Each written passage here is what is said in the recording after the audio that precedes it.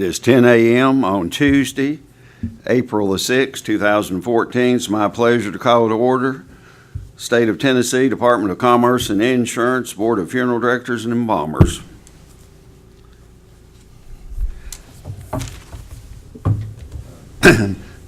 Ms. Johnson, if you will please call the roll. Robert Helms, Wayne Hinkle, Here. David Neal, Here. W.T. Patterson, Here. Jane Gray Sow, Here. Robert Starkey, Here. Anita Taylor. Here. Mr. President, you have 6 members present to form a quorum. Thank you, Ms. Johnson. We will continue the meeting as planned.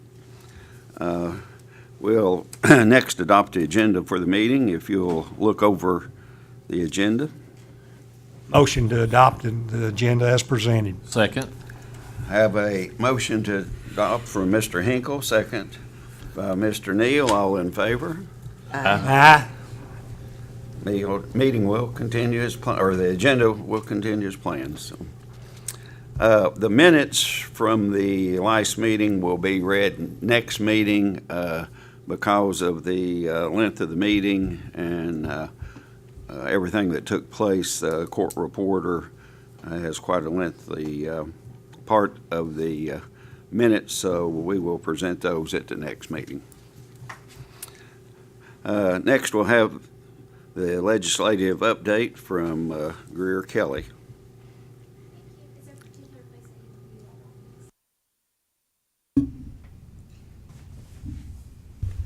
Good morning. My name is Greer Kelly. I'm a legislative liaison here at the Department of Commerce and Insurance. Thank you so much for having me here to speak with you this morning. We have had 2 bills this legislative session that affect your board, both of which have passed through both the House and the Senate. One is already public chapter, and the other is waiting on action from the governor. I'll give you just a brief overview of these bills and then take questions and answer them to the best of my ability.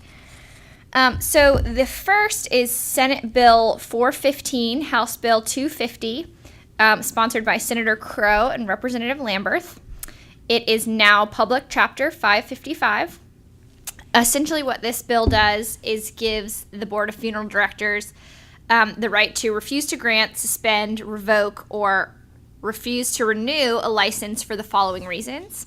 If an applicant is providing monetary contribution in exchange for a business referral to any hospice or to an officer, administrator, or board of a hospice, if an applicant owns 5% or more of any hospice, or if an applicant is entering any type of ownership arrangement with a hospice. It specifies that these provisions do not preclude any person or entity from giving a contribution to a hospice or apply to persons serving on boards or within organizations to which the persons receive no direct compensation but may receive reimbursement for activities related to the organization. Can I answer any questions on that piece of legislation? Seems pretty straightforward. Okay. And then the second piece of legislation is Senate Bill 1655, House Bill 1380. Sponsored by Senators Sutherland and Ford and Representative Fogarty. This bill is awaiting governor action, but it gives this board the right to authorizes the Board of Funeral Directors and Embalmers to conduct inspections and investigations of complaints. The amendments change it to be from these have to be done between 8 a.m. and 4:30, but they do not have to be announced. You can select members, a president, vice president, to adopt and enforce the rules of this. Inspections can be a surprise of crematories, and they must provide records. So they must allow you to inspect the facility and provide records of unclaimed cremated human remains. Do you have any questions about that bill? That should be on its way to becoming public chapter as well. You say that is it waiting on the governor to sign it? Yes, sir. Okay. I don't anticipate any problems. any concerns you all would like me to take back to the administration, or any questions you have about the session in general. All right. Well, thank you so much for having me this morning. You all, I hope you have a productive meeting, and I look forward to seeing you at your next business meeting. Thank you so much for having me. Thank you. Thank you, Ms. Kelly. Before we proceed, I would like, and I apologize for not doing it at the opening of the meeting, but I would like Robert Gribble to introduce our new general counsel. So, Since Mr. Chick is here with us now, it'd probably be more appropriate for him to okay, do it. well, yeah, all right. I'll yield to You're him. doing great. This is the new board attorney, assistant general counsel. Her name is Ellery Richardson. So she'll be replacing Mr. Benton McDonough, who actually had something come up this morning, so he couldn't be here. But Ellery Richardson, so she's seems very bright and energetic, and I'm sure she's going to serve you well. Well, we welcome you, and I must say that you're much better to look at than Benton McDonald, so anyway. So, he's gonna do it. he knew I was going to say that. So, anyway. Next, thank you for the introduction. Next, we'll have Adrian Cheek, our Assistant General Counsel. Hey, I've got a few matters that they're matters that were previously authorized for consent order, but I had filed charges on them. Excuse me, Mr. Chairman. I asked to be recused on this item. All right, so noted.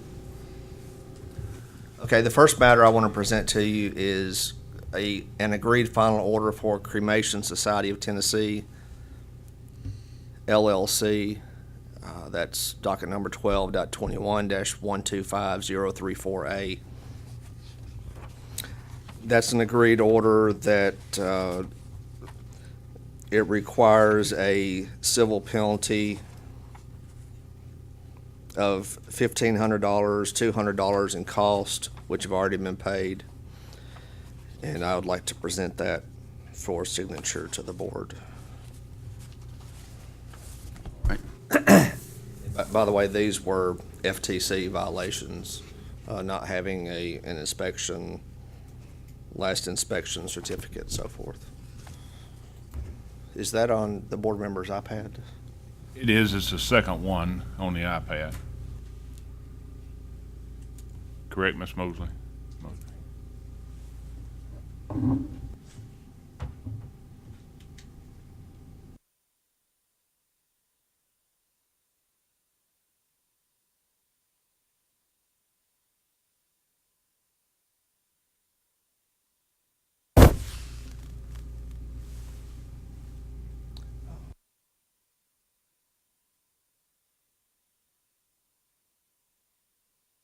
I'm done call. It's on that top bookshelf towards the right under presentation.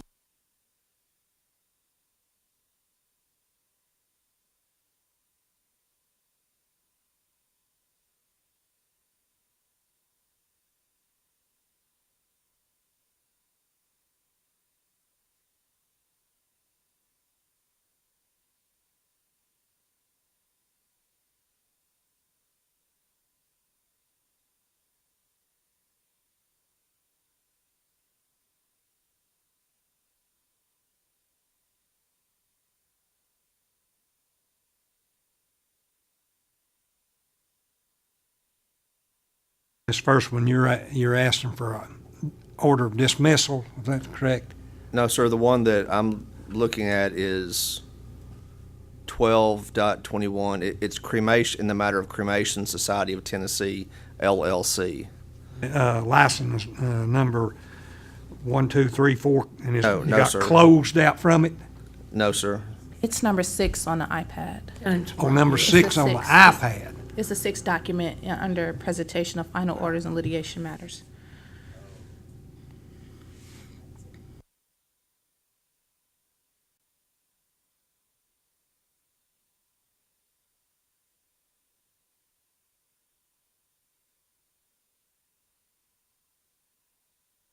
This is the one that's in Chattanooga, license number 1070. Spring Hill, Tennessee. Okay, I'm trying to look at the agenda and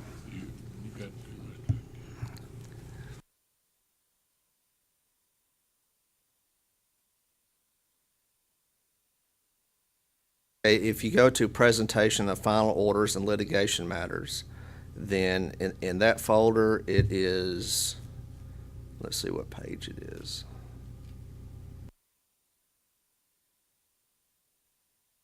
Page 6.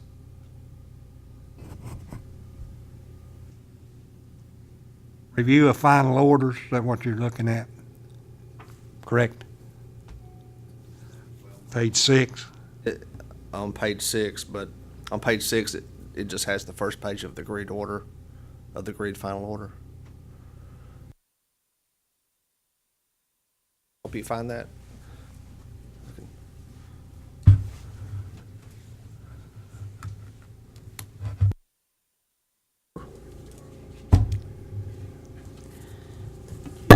You have any Murray County relatives? We have lots of Richardsons in Columbia and Murray County. 6. That's the beginning, that's the beginning. Outside of families from Iowa. Mhm. But I grew up in Nashville.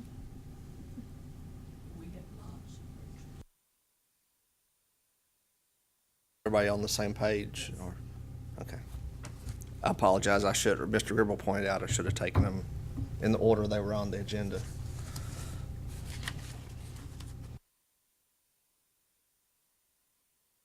I'm not as crazy as I thought I was. No, sir.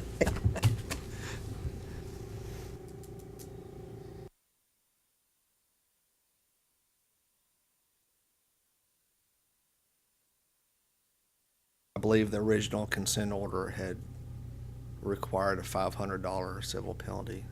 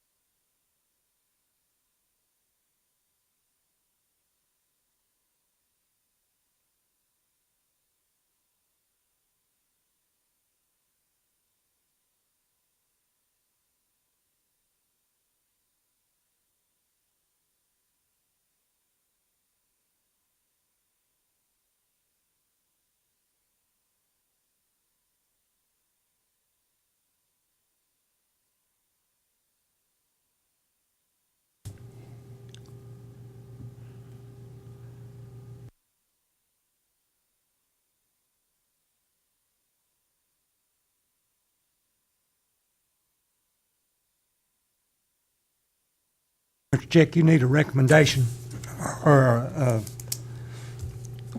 a motion to accept this? Is Yes, that sir. what you're requesting? Yes, sir. I make a motion that we accept docket number 12.21-1250034A, complaint number 2011025081, Second. as presented.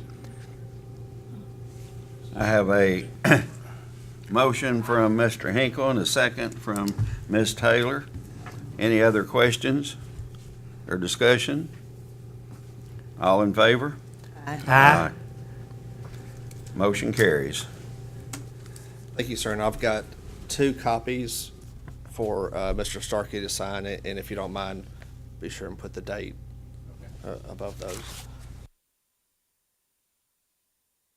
And then if you slide on to the next document on the iPad, we come to Covenant Funeral and Crematory, Chattanooga, Tennessee. President, I'd like to recuse myself. That's Ms. a- Taylor would like to accept that if you so note, Ms. Mosley. We'll proceed. And that's the same situation. It was a previous consent order that we raised the civil penalties, added cost to it, and I'm just asking for a vote to approve that one as well. Move to accept the recommendation. Second. Okay, I have a motion from Ms. Sal, a second by Mr. Hinkle and Mr. Neal. Any other discussion? All in favor? Aye. Motion carries. And if we slide all the way back to, let's see, page 2, there's an order of dismissal for Cremation Society of Tennessee, Maury County. And I just wanted to explain to the board what that was about. That Mr. President, I ask to be recused on this matter. All right. We ask Ms., if you'll so note, Ms. Mosley. Yes, I have. Thank you. That's a matter that was set to be heard today. As it turns out, that establishment is closed, so I actually filed a motion and was approved to dismiss this one, and I've refiled the charges against the manager. And that's actually set for next month, so that's all that I have. All right. Oh, yes, and if I could just get a motion to close that complaint against that establishment that is closed. Motion to close the establishment. Second. I have a motion from Mr. Hinkle, second from Ms. Taylor. Okay. Any discussion? All in favor? Aye. Motion carries. Thank you, that's all that I have. All right. If we'll wait just a minute, I'll give you these signed papers, and then we'll proceed with the meeting.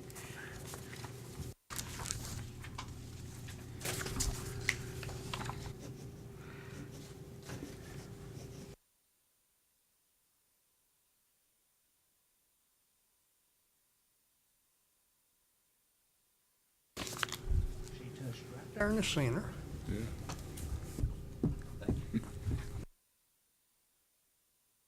Library pop that. Thank you, Mr. Chief.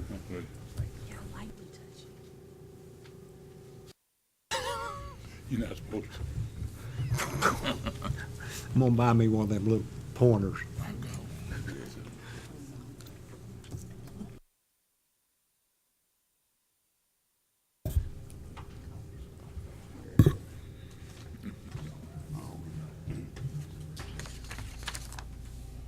Next on our agenda will be the legal report from their new Assistant General Counsel, Ms. Richardson.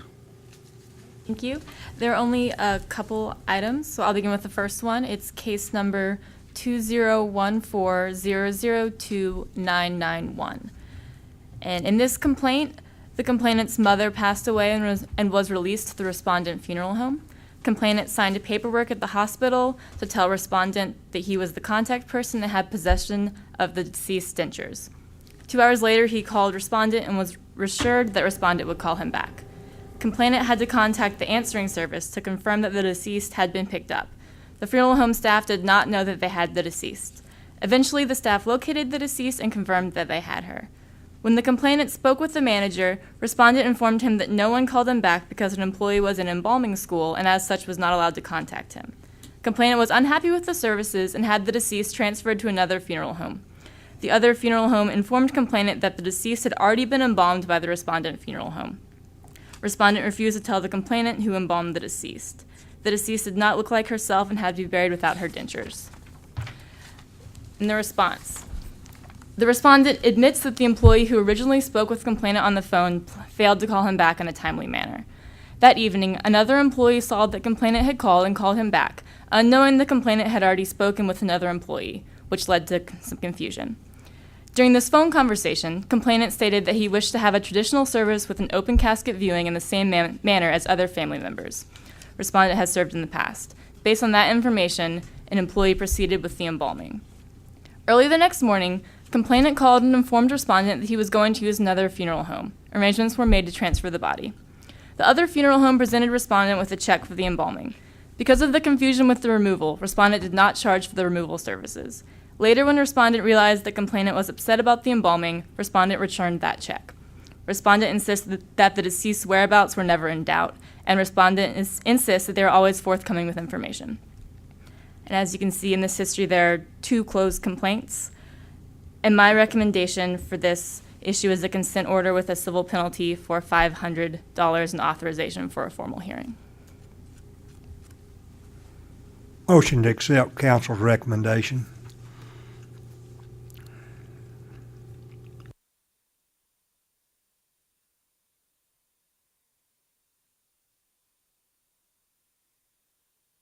Second. Have a motion from Mr. Hinkle and a second from Mr. Patterson. Any further discussion? Is it known if this is resolved and that the complainant is satisfied with what took place? Well, the complainant filed the complaint with our board. Okay, sorry, I don't quite understand your question. Well, do you have any way of knowing it's the complainant is satisfied with what the respondent did to straighten out the situation by returning the check for not charging for removal because of the confusion and then returning the check for embalming? Is the complainant satisfied with that? I haven't spoken to the complainant, but I guess that person was still upset enough to file a complaint.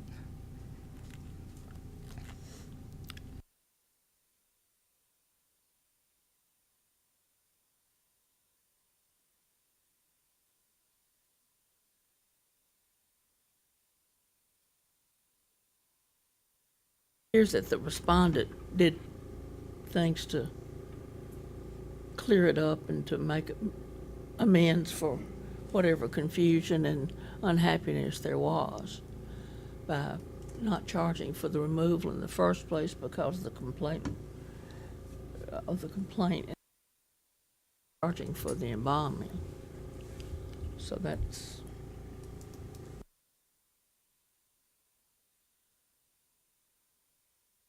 it out. I guess one of the main concerns is that there wasn't a direct authorization to go forward with the embalming, but he did it anyway. I think that's one of the main issues in this complaint. Any further discussion? We have a motion from Mr. Hinkle, second by Mr. Patterson. All in favor? Aye. Aye. Motion carries.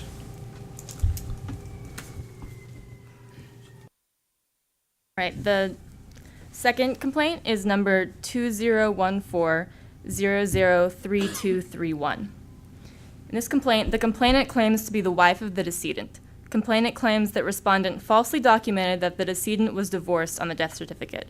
Respondent did not contact complainant regarding this error. Complainant states that the death certificate was never filed with the state. Complainant's benefits are now put on hold because of this error, because the decedent was a member of the military. In the response, the decedent's mother and sisters made all the arrangements with the funeral home.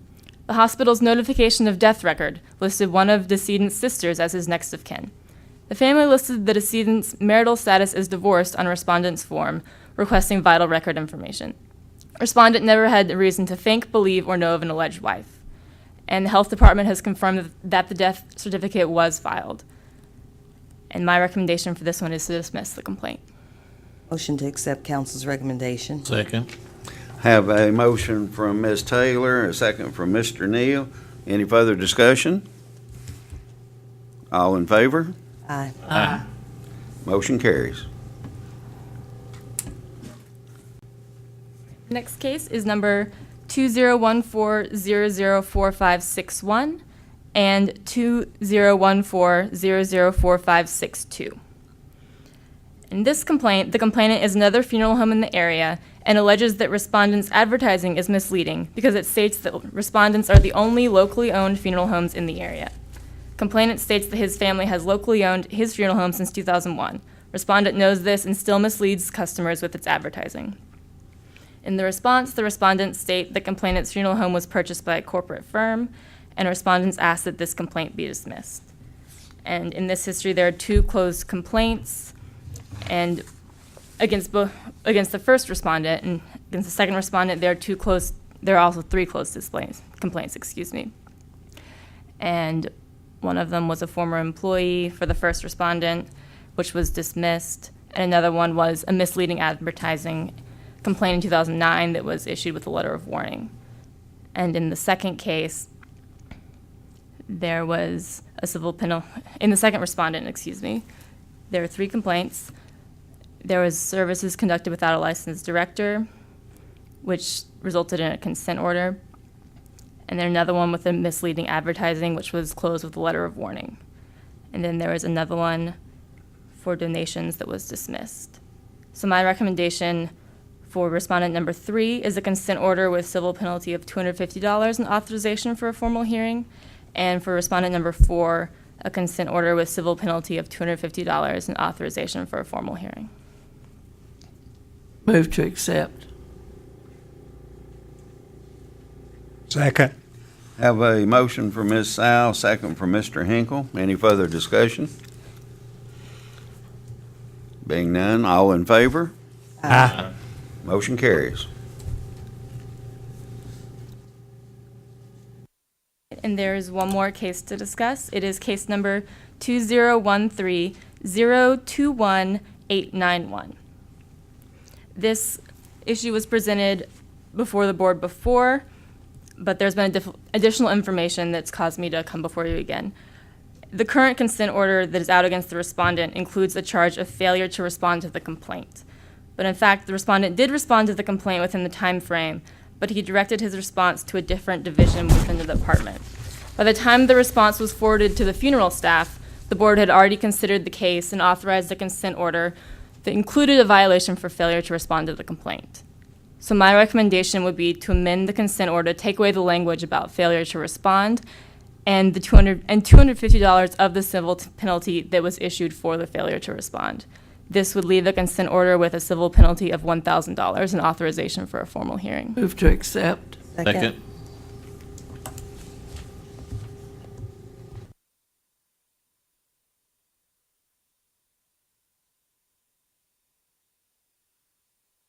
I have a move to accept from Ms. Sal, a second from Mr. Neal. Any further discussion? I'd just like to know which department, which division of the, or division it was sent to, just out of curiosity. Insurance and It Commerce. was sent to the Division of Consumer Affairs by mistake. No problem. I would personally, as a board, like to see the response, and which we don't have a response. Is it possible to, of course, we already have a motion, but, you know, do you have the response that it could be read to us? What the funeral director's response was, we're doing away with the $250 penalty because he did respond. However, we have not had the privilege to look at the response, which we generally do, in making our decision. Yeah, I can read the original complaint that Benton read into the record a couple months ago, and then I can summarize his response. But that has been presented to the board. You're just removing the $250 failure to respond Yes, clause. that's my recommendation. What I would like to hear is a response, not, you know, Well, apparently we did. no, there was no response because it went to, that's what we are voting on, to The response, do away with a $250 fine Yes. because they did not respond, because they actually did. How did the board rule on it if there wasn't? Well, You it just- was a you just normal, issue- normal procedure. For A the lot of failure times to people respond. don't, yeah. Okay. Right. So would you like me to read into the record the complaint and the response? Please. All right. For this complaint, I think they just want the response. but the response wouldn't make sense without the complaint. All right. So in this complaint, the complainant's brother passed away, and the decedent was an employee of the respondent funeral establishment, and the complaint's funeral bill was allegedly covered by the funeral establishment due to decedent's employment. However, the complainant later received a bill for the funeral services for $9,177.54. During the period of visitation and services, the complainant informed the respondent that they wanted a new casket, as the current one was actually the display model and it had a crack in the center of it. But the respondent asked why the complainant had such a problem with it if they were not paying for the services. Complainant also states that the respondent worked with the decedent to have his life insurance policy changed to name the funeral establishment as the beneficiary of 50% of the policy. Complainant states that they were led to believe the insurance policy was not enforced, as the decedent had not worked since being diagnosed with stage 4 cancer in 2012. Complainant was upset that a car was sent to the home of the decedent's girlfriend, who also worked at the funeral establishment, instead of the decedent's next of kin. Furthermore, complainant believes the flowers should have been given to the next of kin instead of the decedent's girlfriend. The complainants did not say much about these issues at the time because they were under the impression that the respondent was covering the funeral costs. And in the response, the respondent stated that he'd never heard of any complaint about the casket until he received this complaint that was filed. The family received all the services listed, and that this girlfriend was a caregiver and not a part-time employee, as the complaint alleges. So what you authorized before was a civil penalty that included a failure to respond, which totaled $1,250. Did the respondent indeed say they were gonna take care of the bill and there would not be any charge? The response does not specifically address that issue, The complaint But the did, complaint there was does. no response to that portion to of that the particular complaint. issue, correct?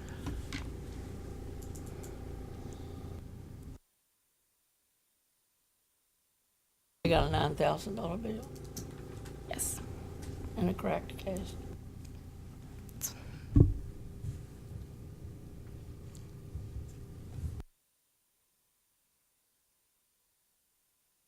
Well,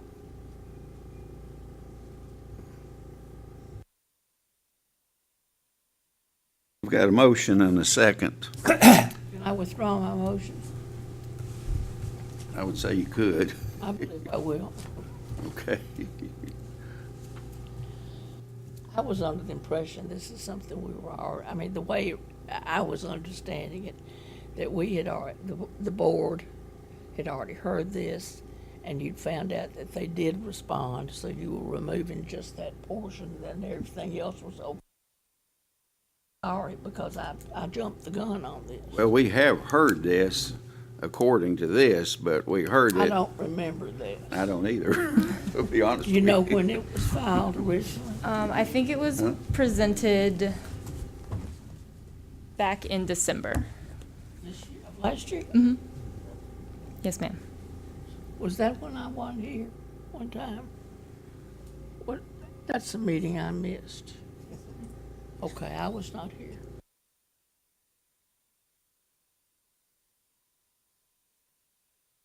Well, I say we've got a situation here.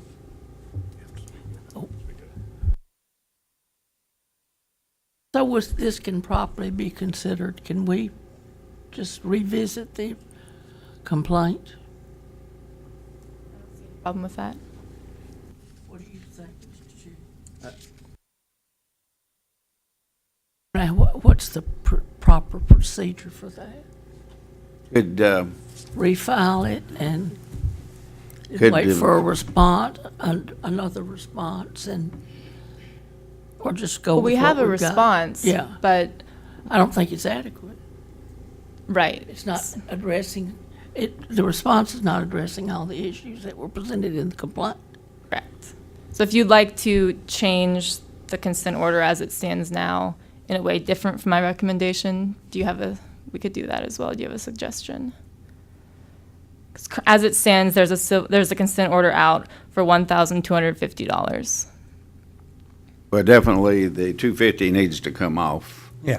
you know, Yeah, so. it needs to come off, but because, Well, we can, but the penalty still, there's still $1,000 civil penalty with authorization for a hearing.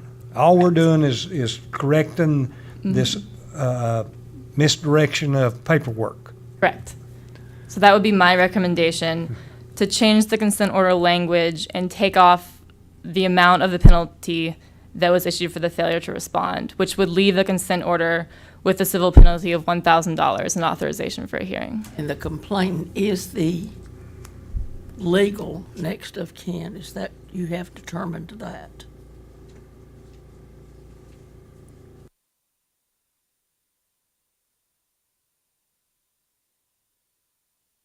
The complainant would be, according to Benton, it would be the deceased's brother. And let me double check real fast.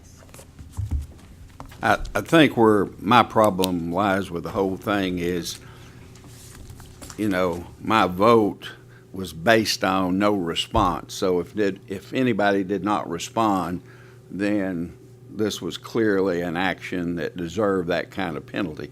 However, by him responding, I'm not sure the $1,000 might be a little harsh from what I've just now heard. You know, it's kind of he said, they said, but she was a, you know, employee of the funeral home part-time, but not an employee, but a caregiver. So, You know, the board previously approved that consent order. They're good for 30 days. It wasn't accepted during that time, so I don't see any reason why the board can't approve a new consent order based on what the board has in front of it right now. Correct. Read it one more time, please. I apologize. It's not the brother of the deceased, it's the sister of the deceased. I wanted to correct that. So which would you like me to read, the complaint and the response? Yes, And please. excuse me, before we start, there is no wife. Is that determined? Not that I'm aware of, no. There is no wife. Okay. All right. In this complaint, the complainant's brother passed away in August of 2013.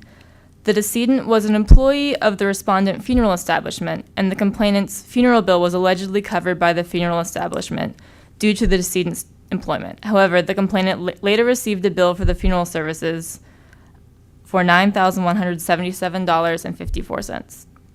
During the period of visitation and services, the complainant informed the respondent that they wanted a new casket, as the current one was actually the display model and it had a crack in the center of it. But the respondent asked why the complainant had such a problem with it if they were not paying for the services. Complainant also states that the respondent worked with the decedent to have his life insurance policy changed to name the funeral establishment as the beneficiary of 50% of the policy. Complainant states that they were led to believe the insurance policy was not enforced, as the decedent had not worked since being diagnosed with stage 4 cancer in 2012. Complainant was upset that a car was sent to the home of the decedent's girlfriend, who also worked at the funeral establishment, instead of the decedent's next of kin. Furthermore, the complainant believes the flowers should have been given to the next of kin instead of the decedent's girlfriend. The complainants did not say much about these issues at the time because they were under the impression that the respondent was covering the funeral costs. Would you also like the responses again as well? please. Respondent had never heard of an issue about the casket until this complaint was filed, and he states that the complainant did not tell him that there were cracks in the casket. And he said that the family received all the services listed, and the girlfriend was a caregiver and not a part-time employee, as the complainant alleges. Do we know that the funeral was still free, or did they have to pay $9,000, or? One moment.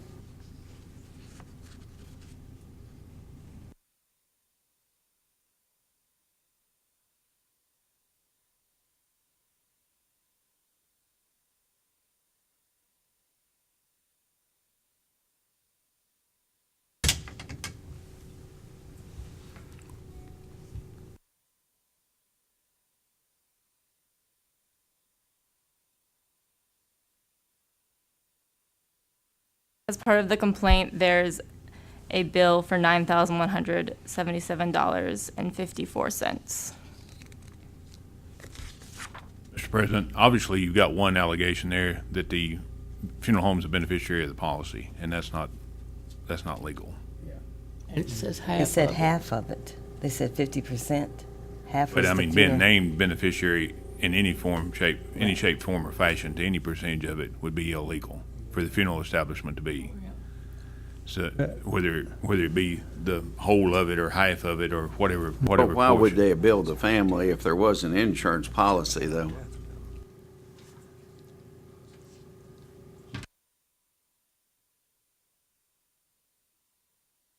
Why did they bill the family if there was an insurance policy then?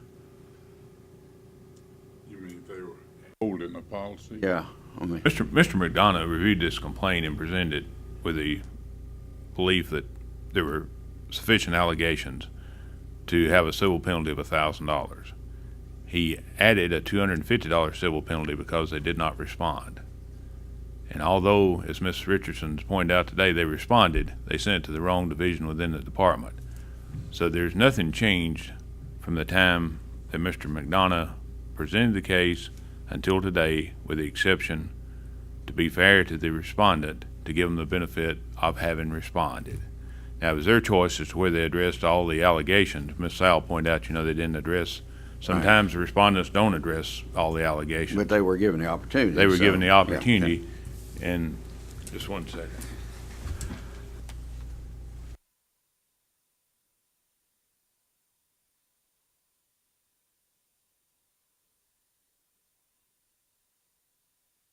And I also spoke with this respondent and gave him the opportunity to send us more information just a couple days ago, and he has not sent us anything. Did he indicate he would send more? He stated that he may have some documents to send us, but I told him he needed to send it by Friday, like last Friday, if it was going to be Looked And- like it was to his benefit, he certainly would have right. done that. And he has not sent any. Is it possible for us to table this until the next meeting, or is that is that something we can't do until we make sure you get all the information, because there's some questions in there? We don't have the ability to postpone something. You can table, I mean, that's the board's choice to do what you want to with the complaint. There's a consent order out there that's been out there for over 30 days. Okay. And that's why Ms. Richardson was bringing it back today, is to give this gentleman the benefit of having responded. But if, as Mr. Chick said, that consent order is just good for 30 days, he didn't, you can consider it today, you can table it, which doesn't do anything to help her compliance numbers. Can Okay. we ask for a hearing? Well, you've already done that. Well, I don't know, but I mean, the time's up, so you would schedule it? Well, I mean, she would. normally what you would do is offer him another consent order with a civil penalty in 30 days to accept or reject that, and authorization for a hearing, and then it would be scheduled. If we vote to take the 250 off, would that be what would be happening? Yes, another consent order would go out against the respondent, and if he does not abide by the terms of the consent order, it would go to a formal hearing. Chairman, I move to accept the recommendation to remove the $250 penalty for non-response and to authorize our general counsel to send another consent order and give the respondent 30 days in which to comply with an authorization for a hearing.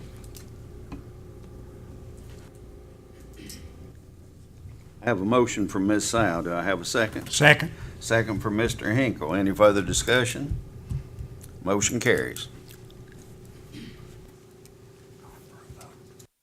That is all No I civil have for penalty? the legal report. All in favor, excuse me. Call for the vote. There's no civil penalty? We're taking the civil penalty. No, the civil penalty stays. The only thing we're taking, my recommendation The is, penalties for $1,000 as originally. Yeah. Pretty much what you did before, isn't it? Well, they're going to rescind it though, Gonna because rescind it's it. changed $250, then they What- still have a chance to respond. That's what it was before, though, I thought. Yeah. So we just had to, well, by taking the $250 off, it's my understanding, you have to Comes- basically redo it, don't you? Right. So we just voted to take the $250 off, so. All in favor? Aye. Those opposed? Okay, motion carries. All for the legal report. All right, we now ask Mr. Gribble for the administrative matters from the executive director. Thank you, Mr. President. The first report is the report of licenses administratively approved by the Executive Director pursuant to the Board Authority for the period of March 11, 2014 through April 7, 2014, and you have that list in front of you. The second document is a disciplinary action for this meeting. This is a report of consent orders administratively accepted, approved by the Executive Director pursuant to Board Authority for the period of March 1, 2014 through March 31, 2014, and that list is in front of you as well. There are no closed establishments to report at this meeting, and as far as the open complaint report, we're showing 61 complaints open at this time, 8 of those being against funeral directors and/or embalmers, and 53 of those being against funeral establishments. Mr. President, that concludes my report. All right. Thank you, Mr. Gribble. Need a motion to Motion to accept. accept. Second. Motion to accept. Second. Second. Have motion from Ms. Taylor, a second from Mr. Hinkle. Any further discussion? All in favor? Aye. Motion carries. Approval of license applications. There are no individuals or no establishments to appear before you for this month's meeting. All right. Any new business to come before the board?